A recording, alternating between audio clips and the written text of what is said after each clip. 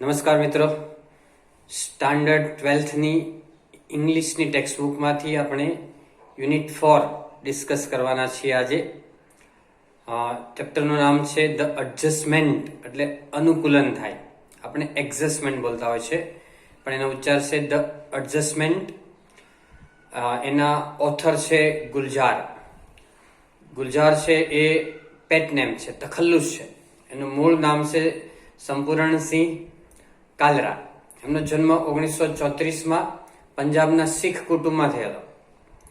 અને ગુલજાર છે એ poet, author, screenwriter, film director અને વર્સેટાઇલ પ્રતિભા ધરાવનાર વ્યક્તિ છે. વર્સેટાઇલ એટલે વિવિધ વિષયોનું જ્ઞાન જેનામાં હોય તેવી વર્સેટાઇલ પ્રતિભા છે એનામાં એની. તેમને ઘણા બધા નેશનલ અને ઇન્ટરનેશનલ એવોર્ડ્સ મળેલા છે, જેવા કે Padma Bhushan, Sahitya Akademi, Dada Saheb Phalke national Filmfare award, આવા ઘણા બધા એવોર્ડ મળેલા છે. એ ગુલજાર છે એ આ યુનિટના ઓથર છે, લેખક છે. હવે જે ચેપ્ટરની વાત છે એમાં ધ એડજસ્ટમેન્ટની અંદર જે આપણે ચાલુ કરીએ પહેલા હું તમને એક પ્રોવર્બ સમજાવું છું. પ્રોવર્બ એટલે કહેવત થાય, કહેવત. એ કહેવતનું નામ કહેવત છે absence makes the heart grow fonder. એટલે ગેરહાજરીમાં આપણે વ્યક્તિને ખૂબ ખોટ ચાલે છે. ગેરહાજરીમાં વ્યક્તિને આપણે મિસ કરીએ છીએ. આપણી સાથે જ્યારે કોઈ પણ વ્યક્તિ હોય ફેમિલીની અંદર, ત્યારે આપણે એની સાથે લડાઈ ઝઘડો કરતા હોય છે. પરંતુ જો એ બહાર હોય, આપણાથી દૂર હોય, ત્યારે ઘણીવાર મોટી ઉંમરના વ્યક્તિ કોઈ એક્સપાયર થઈ જાય ત્યારે આપણે એને ખૂબ જ મિસ કરતા હોય છે, આપણને એની ખૂબ જ ખોટ ચાલતી હોય છે.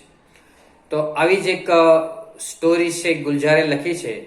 ગુલજારના નાના છે, બરાબર, એ એના નાનીને જ્યારે નાની જીવતા હતા ત્યારે ખૂબ જ એની સાથે લડાઈ ઝઘડાઓ કરતા હતા. પછી નાનીના મૃત્યુ પછી નાના છે એ આ વાત માનવા તૈયાર નથી હોતા કે નાની એક્સપાયર થઈ ગયા છે. અને નાનાની અંદર નાના અને નાની એ ડ્યુઅલ પર્સનાલિટીમાં જીવવા માંડ્યા છે, ડબલ પર્સનાલિટીમાં જીવન જીવે છે. પર કાયા પ્રવેશ વિશે તમે કદાચ શબ્દ સાંભળ્યો હોય કે બીજી કાયા એટલે શરીરનો એના શરીરમાં પ્રવેશ થાય છે, એટલે પર કાયા પ્રવેશ દર્શાવતી એક સ્ટોરી છે. ખૂબ રમૂજી સ્ટોરી છે અને તમને ખૂબ મજા આવશે મિત્રો. તો આપણે શરૂ કરીએ છીએ યુનિટ ફોર એડજસ્ટમેન્ટ અને ઓથર છે ગુલજાર. પેજ નંબર 38 ઉપર જો મિત્રો, પેજ નંબર 38 ઉપર એડજસ્ટમેન્ટ અનુકૂલન છે. તમારી ટેક્સ્ટબુકમાં જો પેન અને નોટબુક લઈને તૈયાર થઈ જાઓ. Adjustment. It was a mistake not to take Nana, our grandfather, to the funeral of our grandmother, our Nani. ગુલજાર એમ કે છે કે નાની એક્સપાયર થઈ ગયા ત્યારે અંતિમ સંસ્કાર વખતે અમે નાનાને સાથે ન લઈ ગયા, એ અમારી મિસ્ટેક હતી. ઇંગ્લિશની અંદર એરર એટલે સ્પેલિંગ અથવા ગ્રામેટિકલ મિસ્ટેક હોય તો એને એરર કહેવાય, અને કોન્ટેક્સ્ચ્યુઅલ પ્રોબ્લેમ હોય તો એને મિસ્ટેક કહેવાય.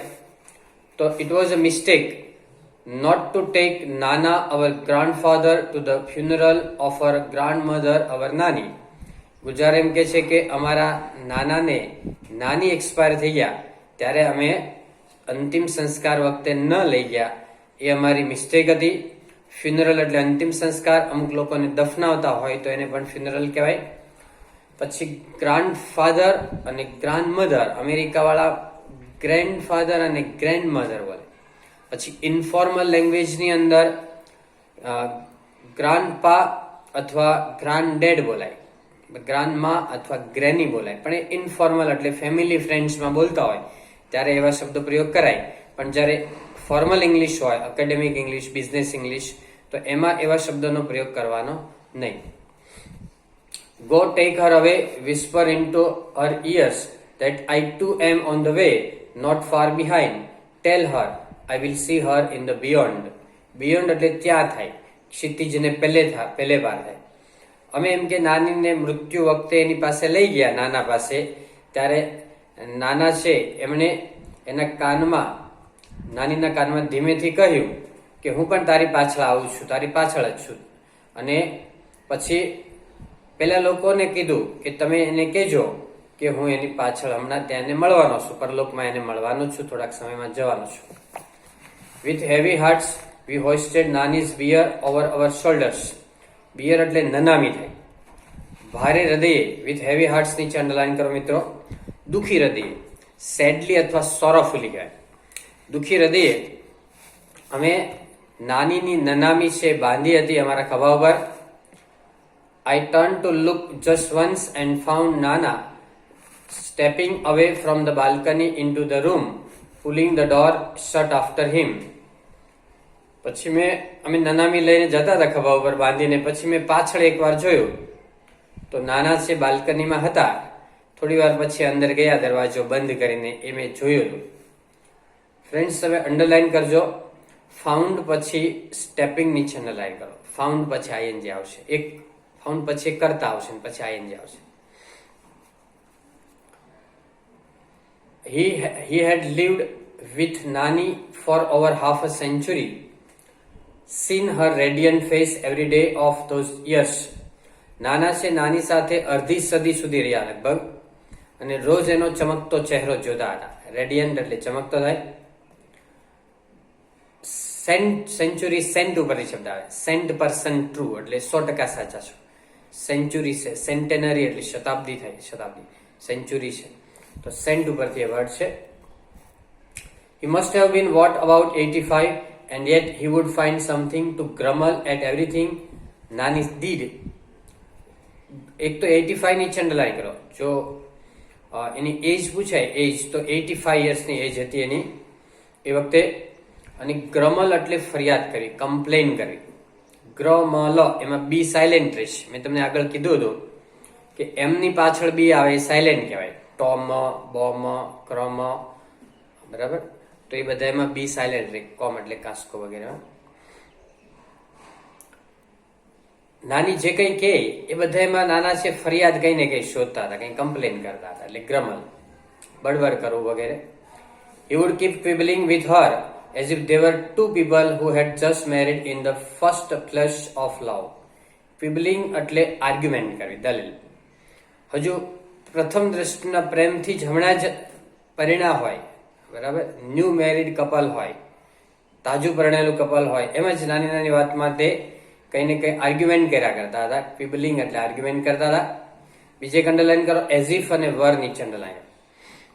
એઝ ઇફ છે એટલે જાણે કે. ગ્રામરના વિડીયોમાં જોઈ લેજો તમે, સપોઝિશન આવે છે, એનું નામ છે સપોઝિશન. એના પછી મોટા ભાગે વેર આવે. ક્યારેક વોઝ ચાલે ખરું, પણ આપણે ગુજરાત બોર્ડની અંદર નથી ચલાવતા, એમાં વેર જ ખાલી ચલાવે છે. બાકી અમુક સ્ટેન્ડર્ડ ઇંગ્લિશની અંદર વોઝ એ ચાલે છે અમુક જગ્યાએ. ફર્સ્ટ ફ્લશ ઓફ લવ એટલે ઇનિશિયલ લવ, પ્રથમ દ્રષ્ટિ, લવ એટ ફર્સ્ટ સાઇટ આપણે કહેવાય. તો he would keep quibbling with her as if they were two people who had just married in the first flush of love and were still discovering at each other. અને હજુ પણ એકબીજાને શોધવાનો એટલે કે સમજવાનો પ્રયત્ન કરતા હોય એવું લાગ્યું હતું. આમ તો ડિસ્કવર એટલે શોધવું થાય. ફોર એક્ઝામ્પલ, કે જે વસ્તુનું અસ્તિત્વ છે એને લોકો સમક્ષ લાવવું. એવા ખાસ કે Vasco da Gama discovered India, Columbus discovered America, Captain Cook discovered Australia, New Zealand. Invention હોય તો નવું બનાવટ થાય. માનો કે computer was invented by Charles Babbage, બરાબર. તો એ રીતે ઇન્વેન્શન એટલે નવી બનાવટ થાય છે. At times a petty quarrel would push them into long silence. Petty quarrel એટલે નાના નાના ઝઘડાઓ ઘણીવાર તેમને લાંબો સમય સુધી ખામોશ કરી દેતા, એકબીજા સાથે બોલતા નહીં અથવા શાંતિથી રહેતા હતા. They would stop talking to each other for days together. ઘણા દિવસો સુધી એકબીજા સાથે બોલવાનું બંધ કરી દેતા. અંડરલાઈન કરો સ્ટોપ પછી ટોકિંગ નીચે અંડરલાઈન કરો. ટોક એટલે વાત કરવી થાય, અને વાતોડા હોય એને ટોકેટિવ કહેવાય. વાતોડી છોકરી હોય તો એને કહેવાય ટોકરી. વાતોડો છોકરો હોય તો એને કહેવાય ટોકરો. When we would try to intervene, all Nana would quip, "It happens, son, it happens," it takes time to adjust to each other. Time to adjust નીચે અંડરલાઈન કરો, ટાઈમ ટુ એડજસ્ટ. અને બીજે એક અંડરલાઈન કરો, try to ઇન્ટરવેન નીચે underline કરો. ઇન્ટરવેન એટલે દરમિયાનગીરી કરવી. અમે જ્યારે એની વચ્ચે દરમિયાનગીરી કરવાનો પ્રયત્ન કરતા ત્યારે નાના કહેતા, કટાક્ષમાં કહેતા, ટીકા કરતા કે બને બેટા આવું બન્યા કરે, એકબીજા સાથે અનુકૂલન સાધતા સમય લાગે. હજુ તો 50 વર્ષ થયા છે મેરેજને, ઘણો બધો એમાં સમય લાગે. ઇચ અધર એટલે બે, એકબીજાને, બે વ્યક્તિ માટે. A and B help each other. A and B. People should help one another. ઘણા બધા લોકો હોય તો વન અનધર આવે એકબીજા માટે, અને ફક્ત બે માટે હોય તો ઇચ અધર લેવાનું. બંનેનું ગુજરાતી સરખું થાય, એકબીજાને. It was fun listening to him talk. ઘણીવાર એને સાંભળવાની ખૂબ મજા આવતી હતી, રમૂજ પડતી હતી. Mother would always reprimand us. Mother છે અમને હંમેશા ઠપકો આપતા હતા. You people provoke him and my mother has to bear the brunt. Bear the brunt નીચે અંડરલાઈન કરો. બેર ધ બ્રન્ટ એટલે સહન કરવું પડે છે. તમે મિત્રો છોકરાઓને, ગુલજાર એમ કે છે કે મારા મધર એમ કહેતા અમને કે તમે દાદાને ઉશ્કેરો છો. પ્રોવોક એટલે ઉશ્કેરો છો, એને કારણે મારી મમ્મીને સહન કરવું પડશે. ગુલજારના મમ્મી એમ કહેતા, એટલે ગુલજારના નાનીને સહન કરવું પડતું. બેર ધ બ્રન્ટ એટલે સહન કરવું, ટોલરેટ કરવું. ઓર મધર મીન્સ અવર નાની. એમના મધર એટલે અમારા નાની છે. And Nani would whoosh out a few words together from her toothless mouth. અને નાની છે એના દાંત વગરના મોઢામાંથી થોડા શબ્દો ઝડપથી બોલી જતા. વુશ આઉટ એટલે અવાજ સુસવાટા સાથે બોલવું.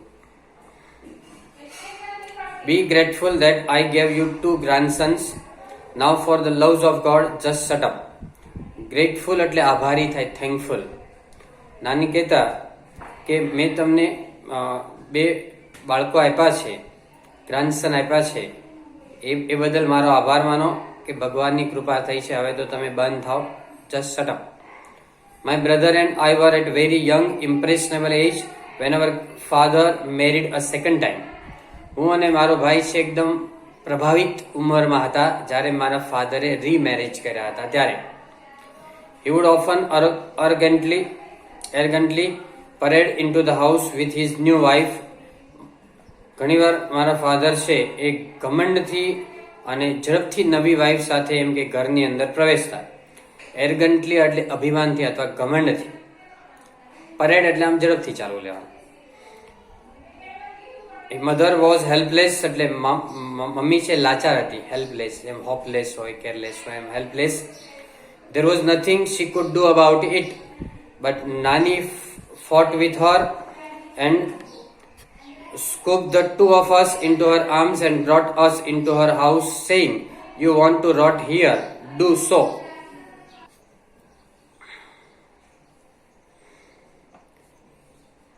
He would offer.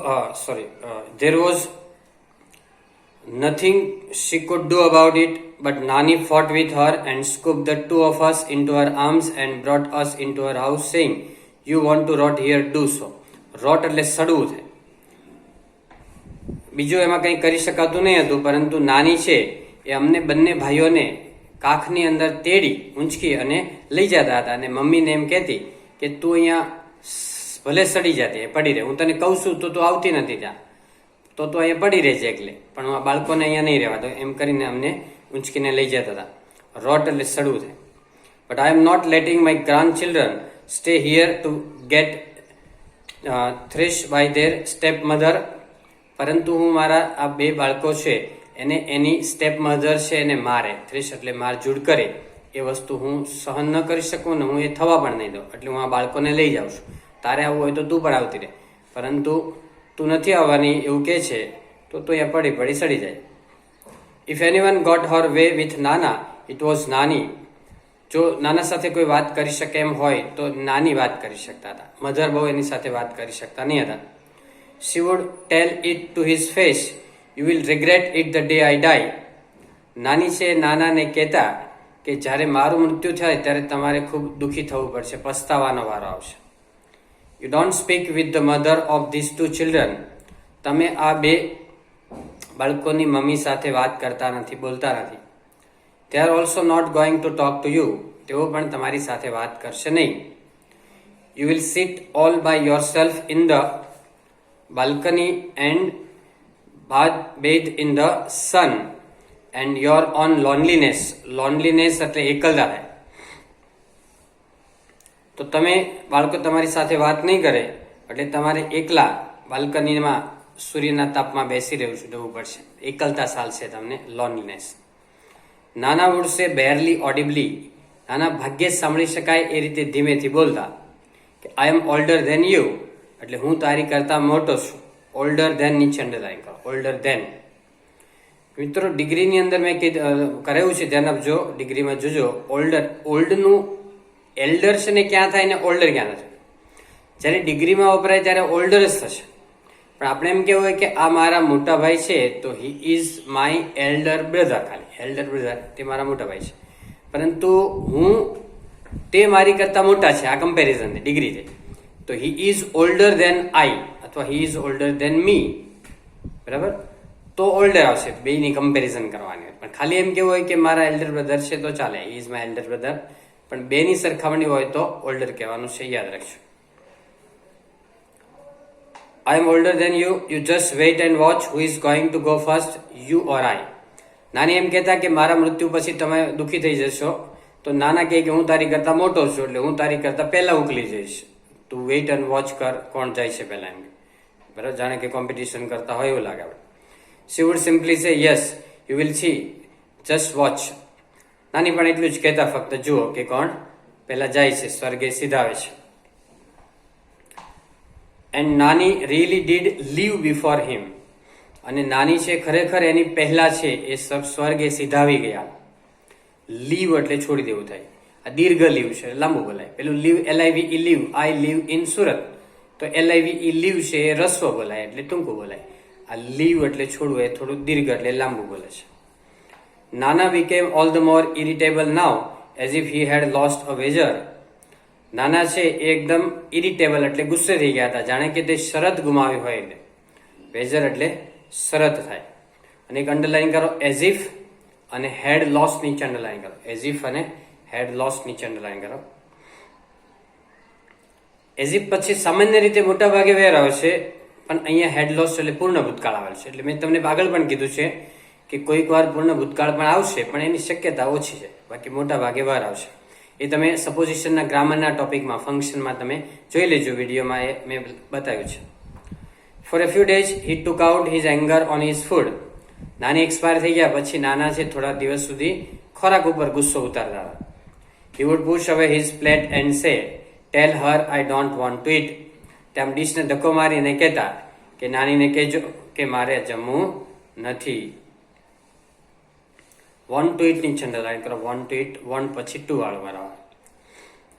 He ઇમ્પ્રિઝન્ડ himself in the bedroom.